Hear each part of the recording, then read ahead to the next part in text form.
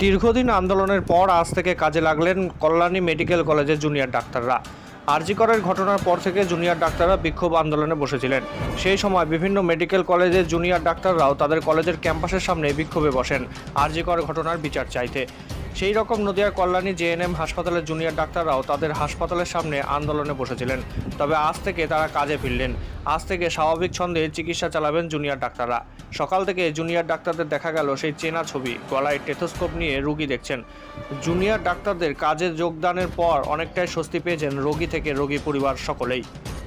আরেকবার জানাই, কল্যাণীতে আজ থেকেই কাজে ফিরলেন জুনিয়র ডাক্তাররা। কল্যাণী মেডিকেল কলেজে আজ থেকেই কাজে ফিরলেন জুনিয়র ডাক্তাররা।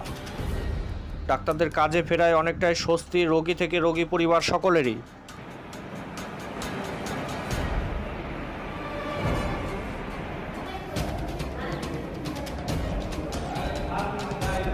প্রত্যেকটি কলেজে ক্ষেত্রে জয়েন করলেন? আজ থেকে অন্যান্য মেডিকেল যে 26টা মেডিকেল কলেজ আছে সেখানকার মতো আজকে জুনিয়র ডাক্তাররা এখানেও সমস্ত কাজে জয়েন করলেন। কোন হসপিটাল? জিএনএম মেডিকেল কলেজে কল্যাণী। তারা কখন থেকে কাজ শুরু করলেন? সকাল থেকে আউটডোর করেছে, ইমার্জেন্সি সবই করেছে। কতজন জুনিয়র ডাক্তার?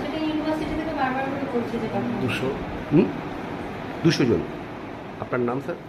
ডক্টর অথর্ব বিশ্বাস।